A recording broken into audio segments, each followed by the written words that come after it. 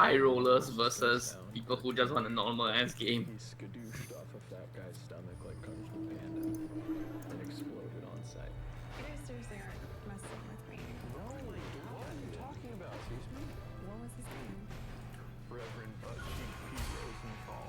Alright, well let me guess, the piece of brokenness. No, stood for vagina. Oh god, Zyra's an exalted unit, that's not good.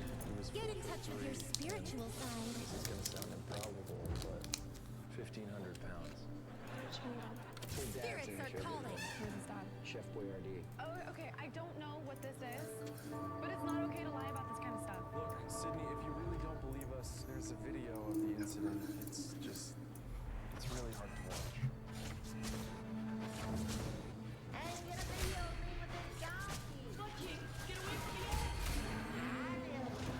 None will escape my grasp.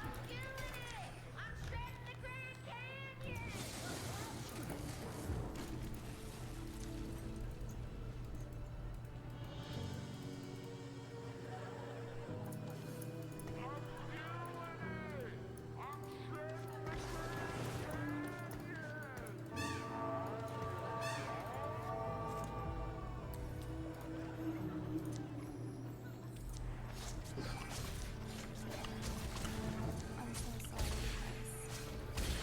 So, is that true? Get in touch with your spiritual side. Mr. Boyardee.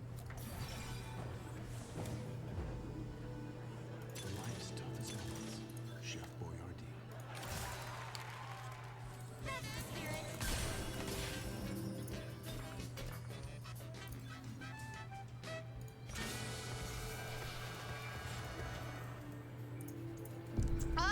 But you're doing so good. What's wrong with you? I don't know. I don't know. Ah.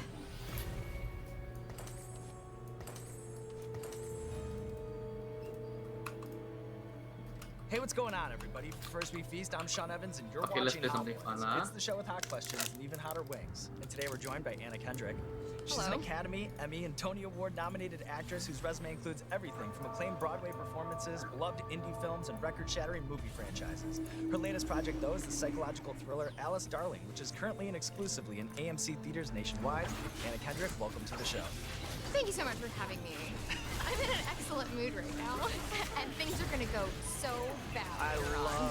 I love the positivity already. But you know, I remember we had like a dinner thing last year. Mhm, and a you told normal me- dinner. Normal dinner.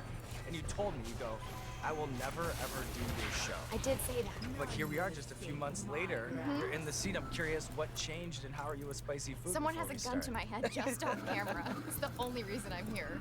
I'm not sure exactly, but I mean, I think the show is wonderful. I love watching the show, and I have often thought, if they didn't have to eat all those wings, I would love to go in the show. But not a person who's good with spice, never have been. So I'm happy that anybody's watching this just because they want to see me get tortured. I'm in a great mood about it.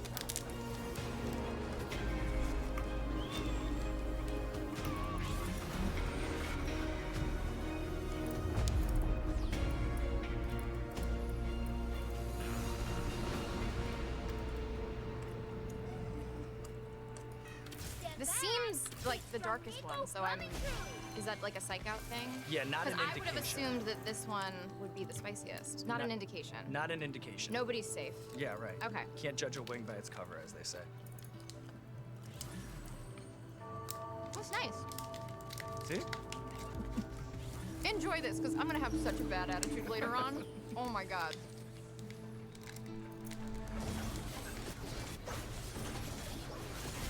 So your latest project, Alice Darling, tells the story of a woman nearing her psychological breaking point as her untenable and abusive relationship bubbles to the surface during a weekend getaway with her friends. And I don't mean this to sound backhanded, but I'm so used to seeing you in a movie and immediately falling in love with your character. What did you see as the challenge, or maybe even the opportunity in playing a character like Alice, who's a little less sort of immediately endearing? Yeah, immediately endearing. Yeah, that's a good way of putting it. I'm gonna steal that if you don't mind. Yeah, I think I am much more comfortable, or I guess I just usually get hired to play characters where I'm supposed to try to be endearing, charismatic, charming, funny, you know, something. There's something that you like about the character. And the idea of playing a character who is kind of a bummer, just not that fun to be around, and see if it works as a performance and if people will stick around to end up rooting for Alice. Because I think it's important that the movie starts with you not really clear on who's the good guy and who's the bad guy. Because there were times in your life where you're not sure, like, am I the good guy, am I the bad guy? And that's sort of like it's almost like a mystery film where you're unfolding like what's actually happening to this person.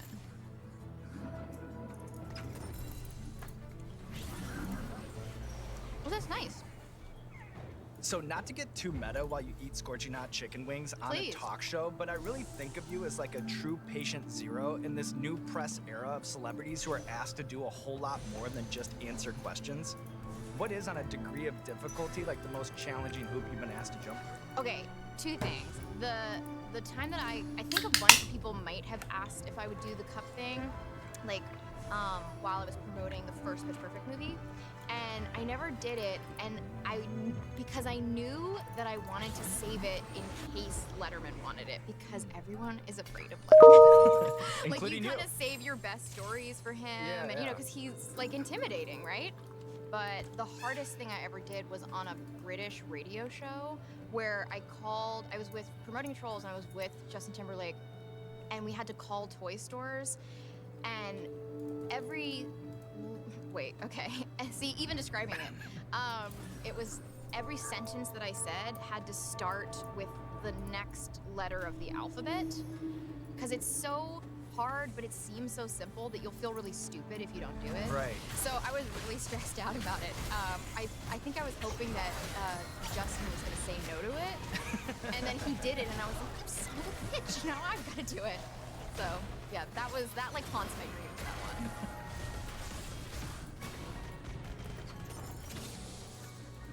Okay, here's what I will say. Mm-hmm. So far, although I suspect we're gonna get out of this soon, I can actually still appreciate some flavor. Yeah. Without just being like, I do not like this feeling. But I think we're, you know, heading in the wrong direction, but like, it tastes really good.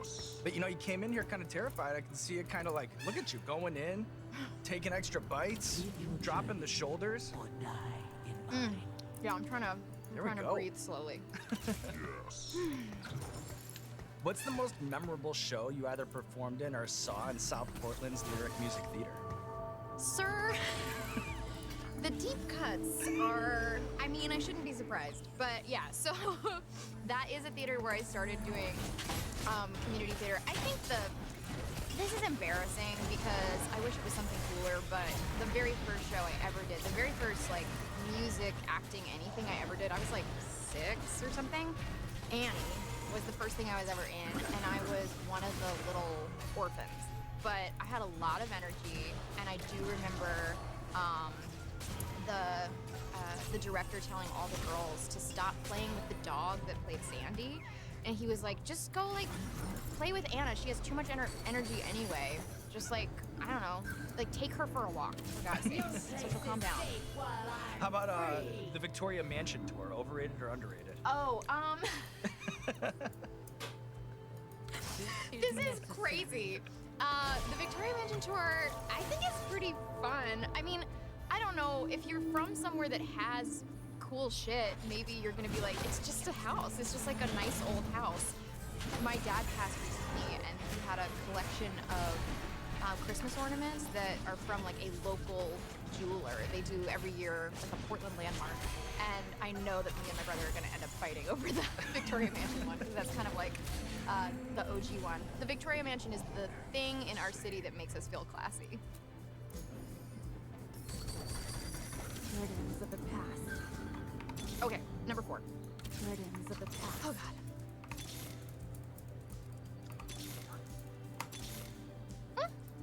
Oh, yeah. Oh, well, did I get something bad? No. Is it true that you asked for an additional take, something that you rarely do on the set of Get a Job because you weren't satisfied with your bong rep? Oh wow, that's really interesting. I never put this together. I did the same thing on Mike and Dave Need Wedding Dates about a bong rip. Oh, Yeah. yeah, you got it. I forgot. Yeah. The scene where me and Aubrey Plaza in Mike and Dave Need Wedding Dates are sitting on the couch and there was like just this joke where I'm supposed to like take a big rip off the bong and then say a line. And I remember the director, and I just couldn't like, it's not real weed, it behaves weirdly, and I couldn't get like the perfect pull and then blow and the line right, like it wasn't really singing. And he was like, it's okay, we've got a lot of coverage on this. And I was like, I know you're gonna wanna use this in the two-shot. I know you are. And he's like, you're right, I do wanna use it in the two-shot. So that was the other time that I was like, come on, coach, give me one more, give me one more.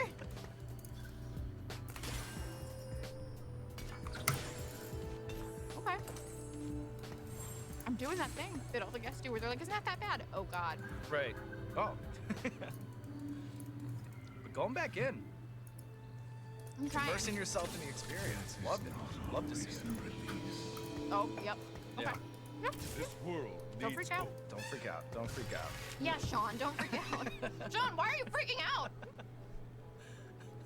You're doing great. You're doing great. Mm-hmm. Fact or fiction, many of the actors who were fired on Up in the Air weren't actually actors, but real-life people who were recently laid off and then instructed to react as if they wish they would have. Yeah, that's exactly right. There were a bunch of people, and at first I remember that idea sounding like a little wonky, and it turned out so well.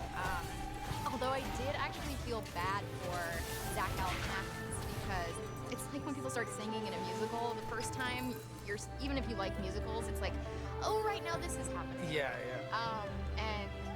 Yeah, I did like feel slightly bad for Zach Galifianakis for having to like kind of start the acting phase of the movie after all this really raw, intense emotion.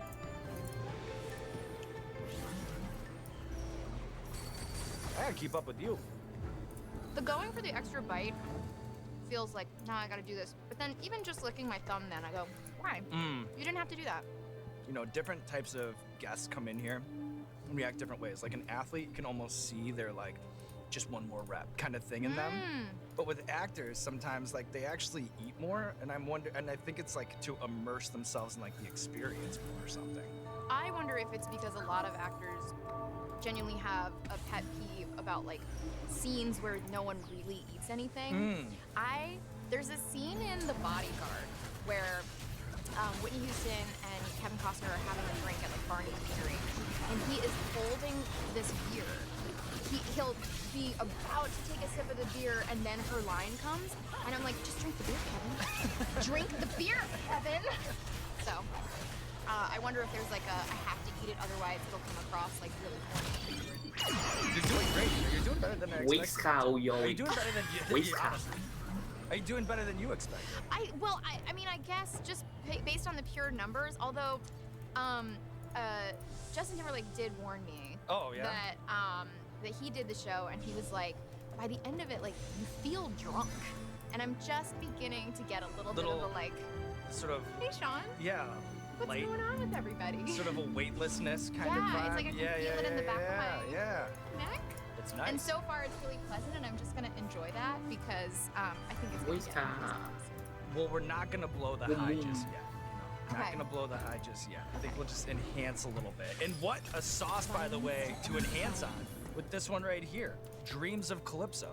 You know, that's only gonna take us higher. If you say so, you son of a bitch. Okay.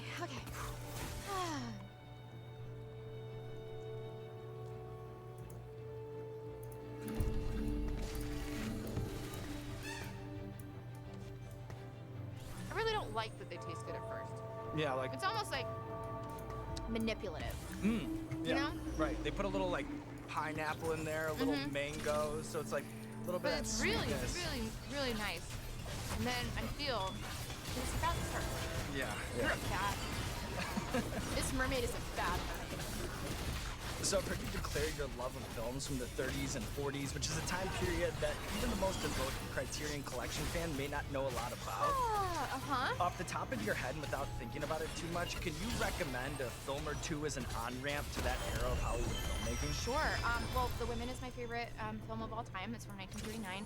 I love Arsenic and Old Lace. Like, there's something so charming and Whisker. endearing about Cary Grant discovering that his two spinster aunts are murdering tenants, but it's like a slapstick comedy, but then it gets really dark. Like Peter Lorre shows up and it gets really fucked up, and then at one point he's like tied up, and you're like, oh, he's so cute, you know, like sweet little Cary Grant just being okay, Anna.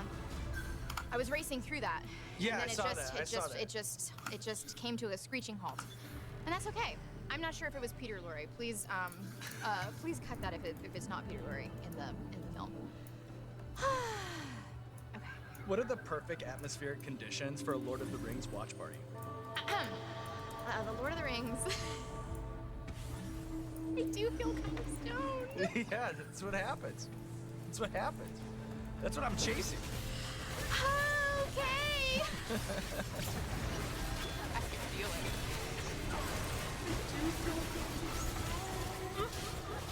Okay. This is really interesting. Okay, because you can tell that I'm feeling stoned because I'm talking like in my headphones. Because I feel like I took a break from smoking weed for like a good couple years because it was starting to just make me paranoid, and now that it's like legal and regulated, I've been dipping my toe back in, but there's still that like kind of paranoia that it's gonna tip the other direction. But obviously I did not know that this was available to me. I don't care for the pain, but this is fun. The physiological effects this feels that result, like this feels like similar to like getting high with my roommate when I was like 20 and like walking to Ralph's and having like stoner obstacles. Yeah, like an innocent giggly high. Uh-huh. This is great.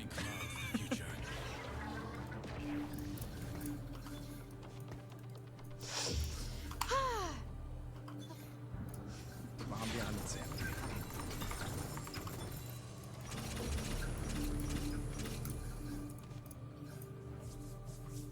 Did I get any on me? No, you look great. We're good. And this is like where we might kind of blow the high. Well, then it's pretty rude that it's not the end. I'm gonna be really careful about touching my face. Oh, I don't. No, not at all. Yep. Yeah. Woo. Yeah. Happy place. No. Wait, why the ears? Why the ears, Sean? Ears, I don't know. Like, are they like popping like an airplane kind of? Yup. Why? That I don't. That's new. That's new? That's new. Well, no. We have a long history of people having their ears pop. Total And everybody comes bullshitter, back. Sean, Everybody you're a comes bad back. actor. Everybody comes back. Uh-huh. Everybody comes back down to earth. Okay. We make it. We Okay. make it. How about now? This Like a feels little like bit? that scene in Aladdin when he's like, I'm a magic carpet. Yeah. He's like, do you trust me? And I'm like, no, Sean, I don't fucking trust you Right. anymore. Right. No, I get that. I get that.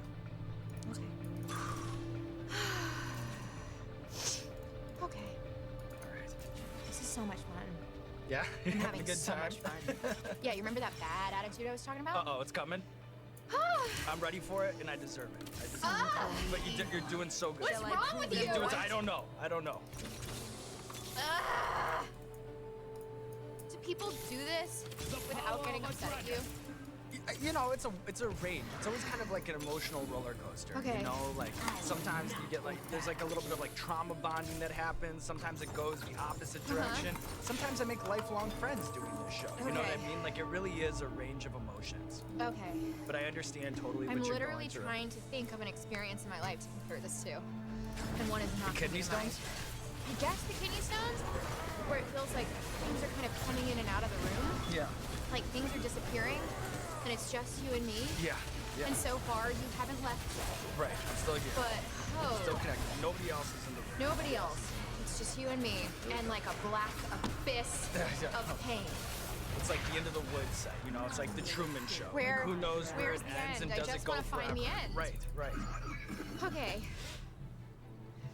In a 2015 interview with Stylist UK, you talked about how eating macaroni and cheese is kind of a post-award show ritual for you. All in, what would you say is the most extravagant or expensive ensemble that you've ever worn while just like housing Easy Mac? Oh, I mean, I think probably the Met Gala. You feel like maybe I'm actually really fancy.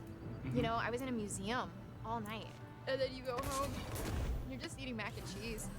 And yeah, to have that in the experience of the peak of masquerading as a kind of glossy facade of what you thought the pinnacle of Hollywood was, it's really beautiful and it's really eye-opening. But not eye-opening with this makes me want to die.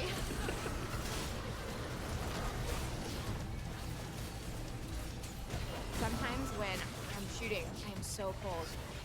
And it's not cold like discomfort, it's cold like I'm suffering. Yeah. And then they call action, and I have to just be fine, right? Okay. So, give me a little countdown and call action, okay? And I'm really gonna try to take it seriously. All right. Okay. Quiet on set. Quiet on set. Holy Quiet shit. on set. I hate all of you! There's so many good items on the fuck. And action. Okay.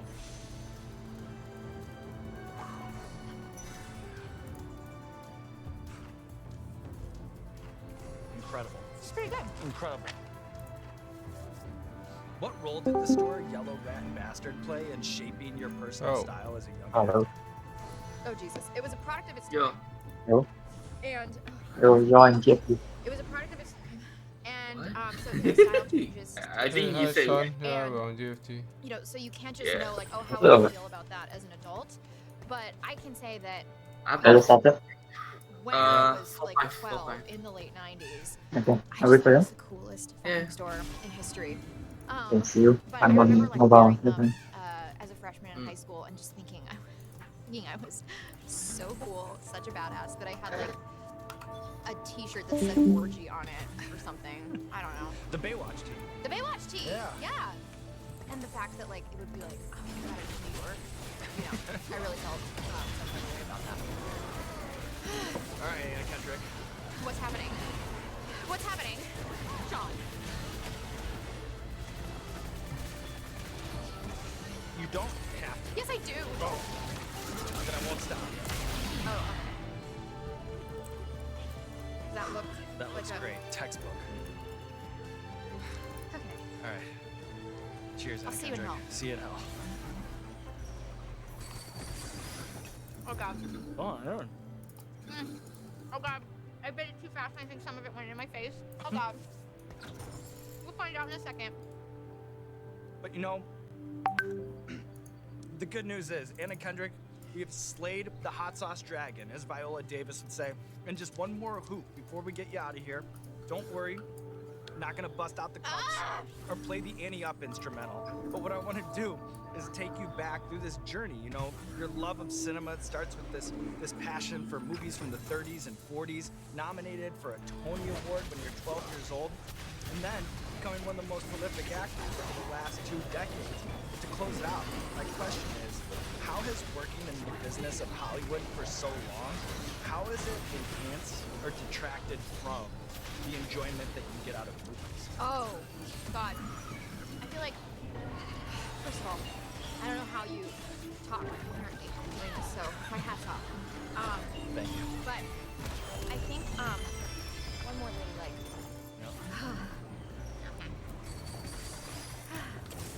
okay.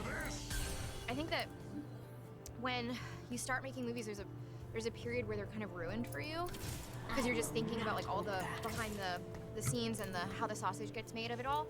And now I feel like it's just sort of second nature. That's like a running script in the back of my head. And so when a movie is really bad, it's so much worse because it's like I can see like why that choice, and it would have been so easy to just do this or whatever. And when it's good, the running script is not just like I'm immersed in the movie and it's great. There's a thing in the background of like, oh my god, like every department just nailed it. And I kind of get this like bonus appreciation for all these people that came together and made this thing. And I'm gonna pretend that I'm just really emotional about it.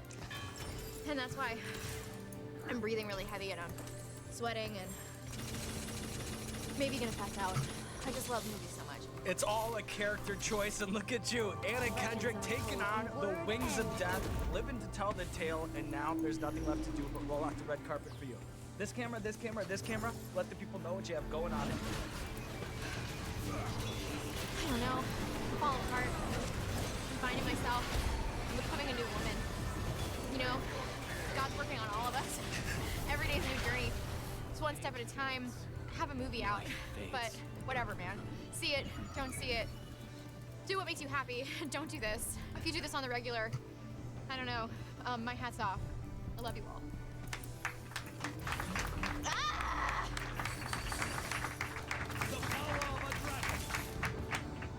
I don't know what's happening right now.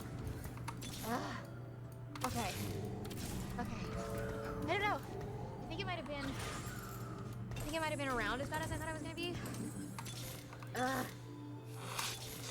Okay, be honest. Yeah. Did I have, like, Blair Witch snot bubbles throughout?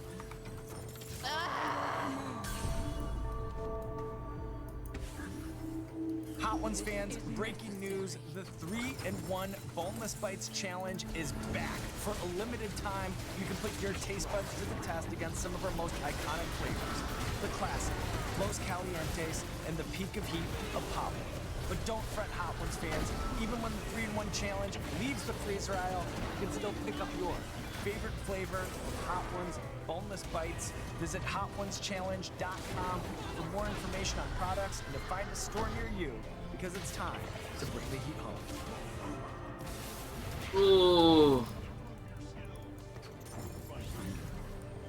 Oh my god, I've never blown my nose on camera.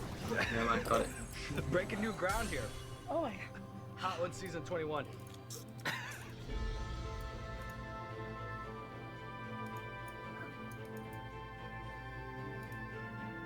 Hey, what's going on, everybody? For First We Feast, I'm Sean Evans, and you're watching Hot Ones. It's the show with hot questions and even hotter ways. And today we're joined by Melissa McCarthy.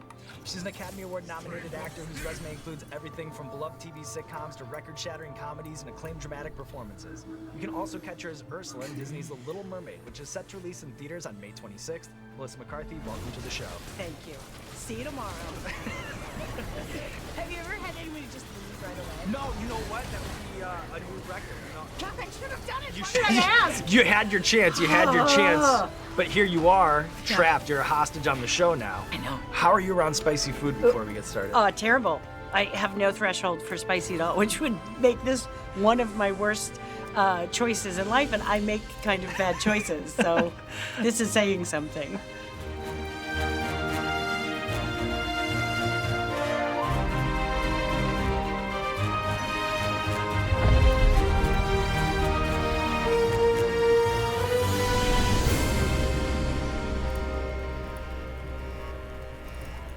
I don't get nervous for a lot of things. I am so weirdly nervous.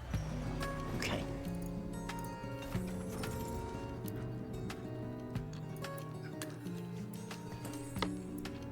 That's one. Mm-hmm. Okay, I can tell. Oh, it's getting, but it's warming up. Yeah, a little bit. A little bit. Okay. We're in for one today.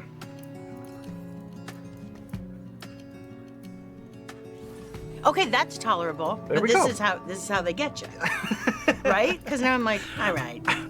No, actually, I think maybe you're just a natural, Melissa. We'll see where this Thank you. goes, but I.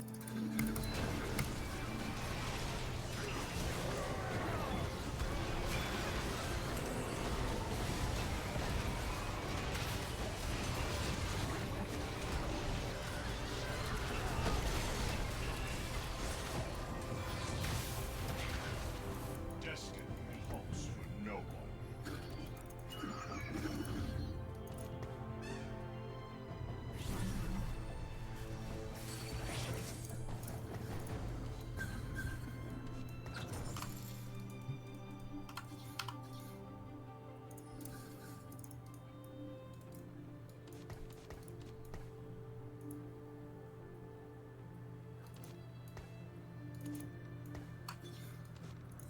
I just need a single on, god damn it. I got 3. Hey, nice. Good for you.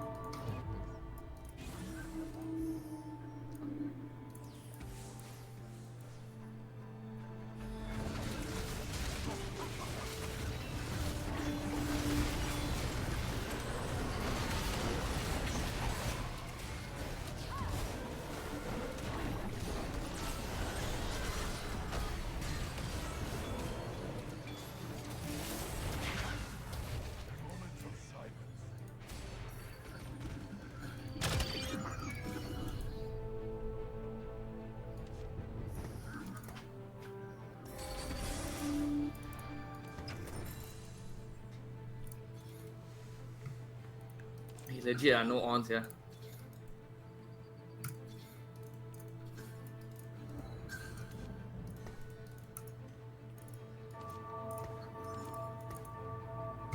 Sian.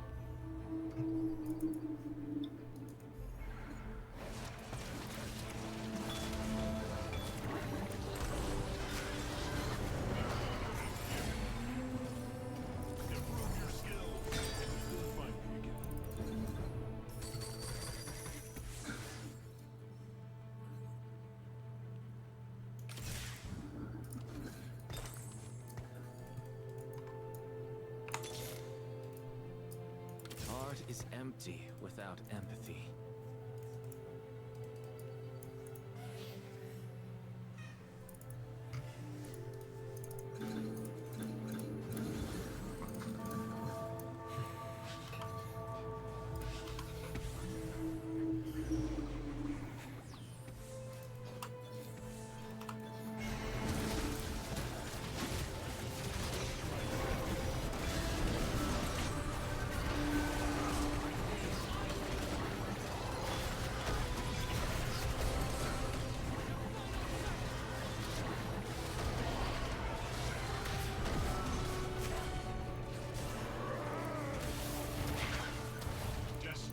Lord above, all I just want is a single fucking horn.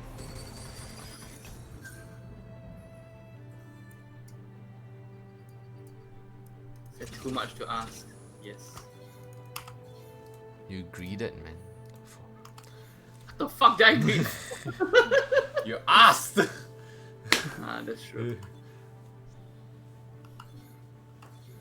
Did I roll down to 0, nothing's here?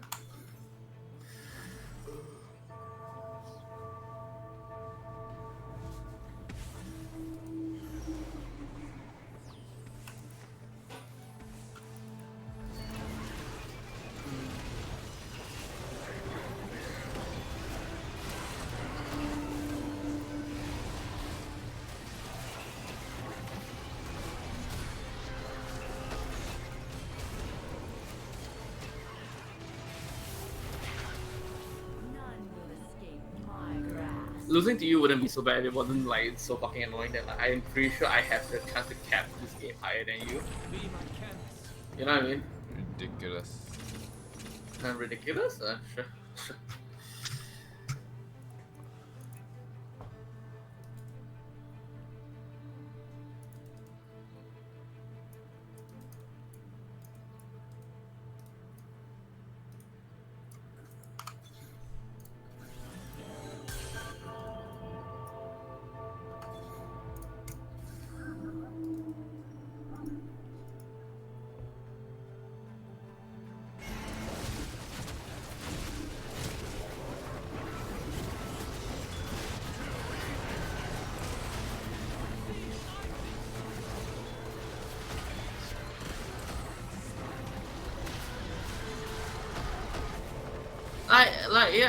I destroy everyone else. Legit. I only lost to you and like. What do you mean? It's the top 2. That's the. No. It's like before this point, you know, every time I bump into you, I think take a loss. So it's like I had an 8 win streak and you broke that. Holy fuck. The answer is get good, of course, but like, oh fuck, dude, so annoying, you know. I mean, at this point, you're not used to it. Yeah, I'm not. I don't know. I can play. Like, I'm brain dead playing some points, alright, but it's like I cannot like outplay you. That's correct. I get it.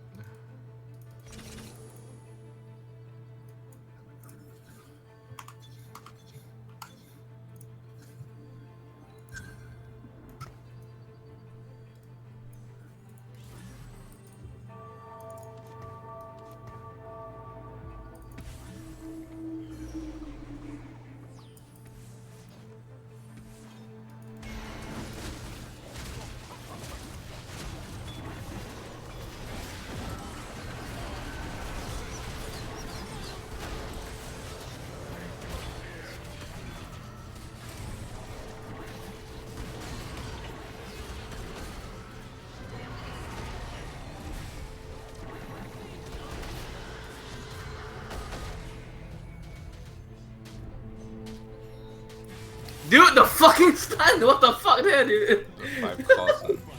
Yeah, the fucking stun lock is crazy, dude. My journey's only beginning.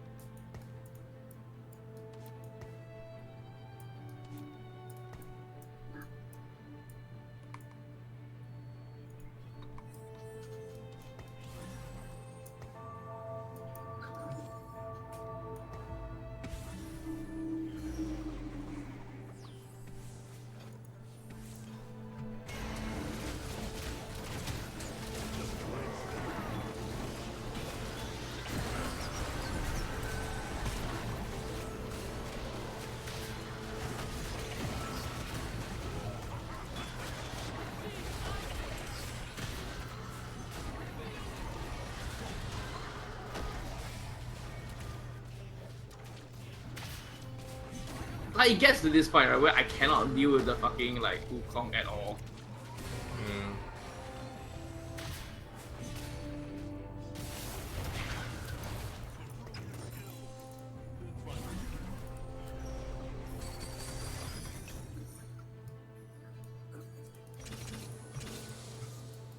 That's insane, eh? But I guess it's fair, right? Like, this is the fair game, you know?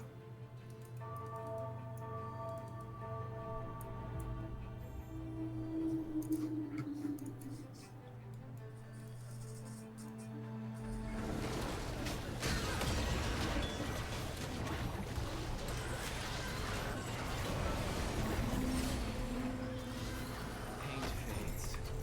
Life fades.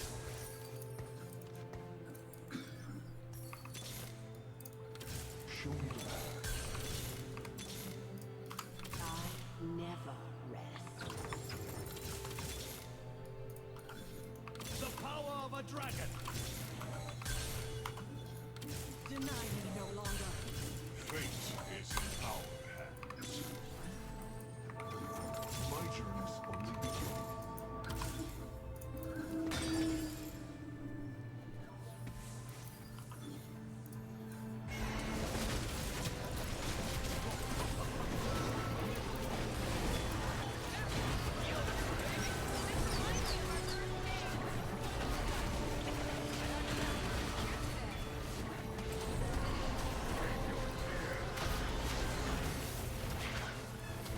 You're 2 Wukongs away, right? I never rest.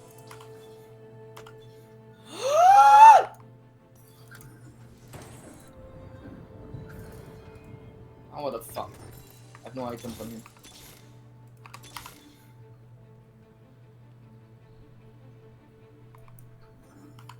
Now what the fuck do I do? I have no items on him. I still think I fucking lose this. This is how dragons battle.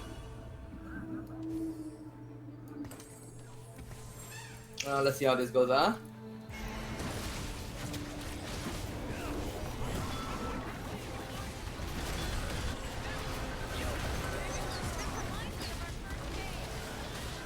Yeah, no itemization.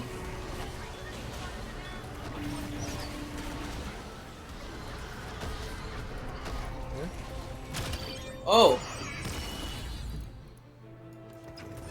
Okay, okay. My journey's only beginning. Okay, GG. What do you, Wukong 3, right? Yeah. Yeah.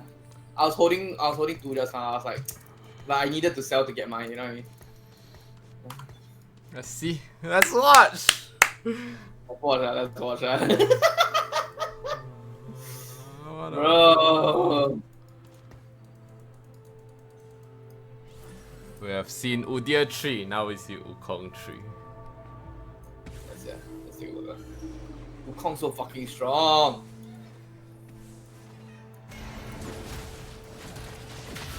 What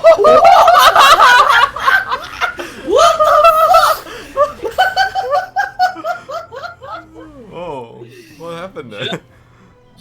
Journey to the West type shit, dude. That's a